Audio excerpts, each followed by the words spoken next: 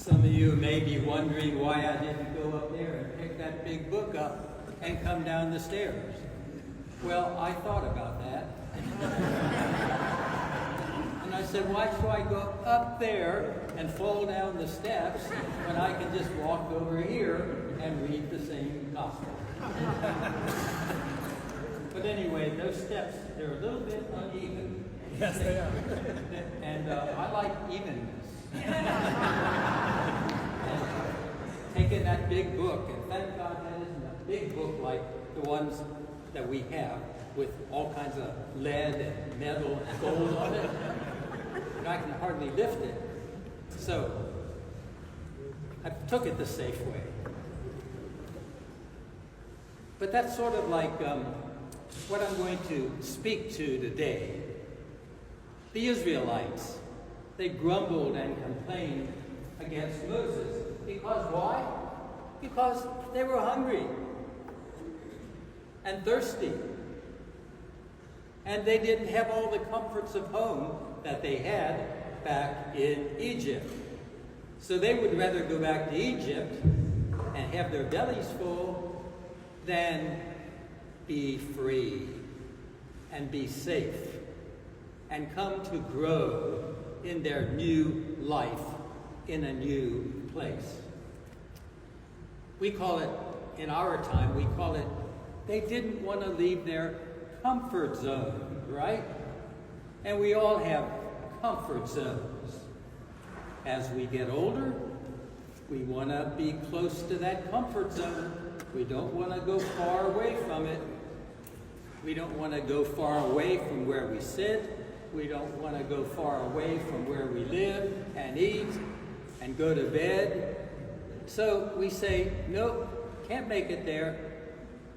I was talking to my cousin Bill. The family is going to a baseball game at the end of this month and down at the Great American Park.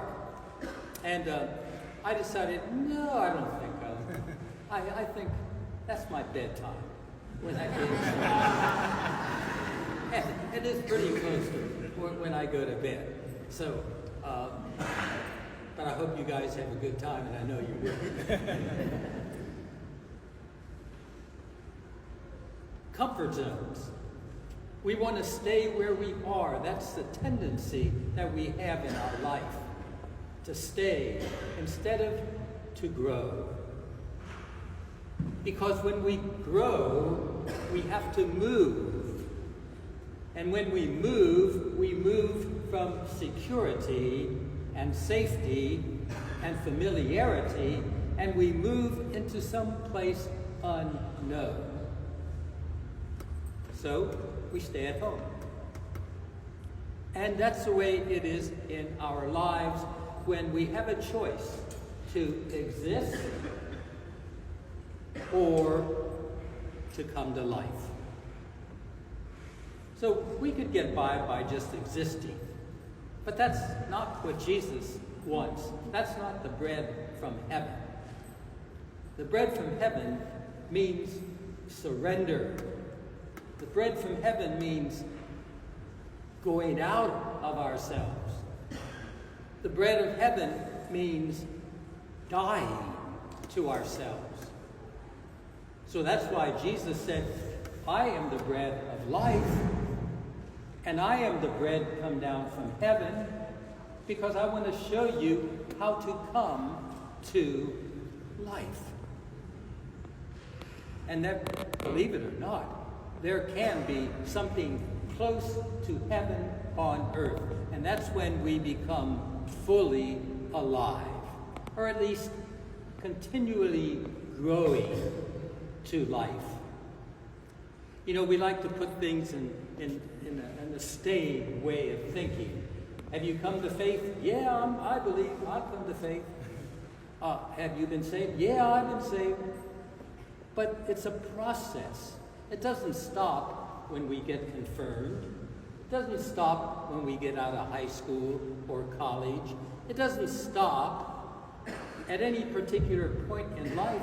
It's an ongoing process of coming to life. St. Irenaeus, back in the 3rd century, said, "The glory of God is humanity fully alive." And we're always coming to life. And we have to leave our comfort zones to come to life. It's hard. We have to go to work. It's hard. We have to deny ourselves. We have to get up in the morning. We have to get ready and leave the house and go be with other people that we're not too sure we'd like to be with.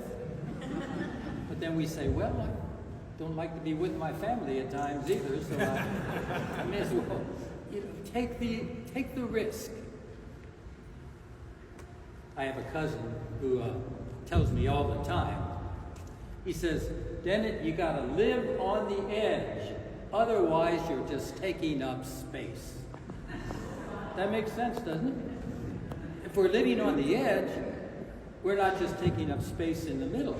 So that's another way of saying we got to die to ourselves and move on and move out and grow.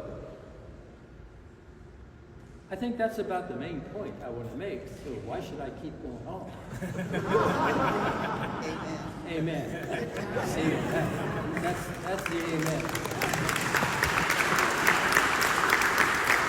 So as I said at the beginning, we are the bread come down from heaven because we became that bread through baptism.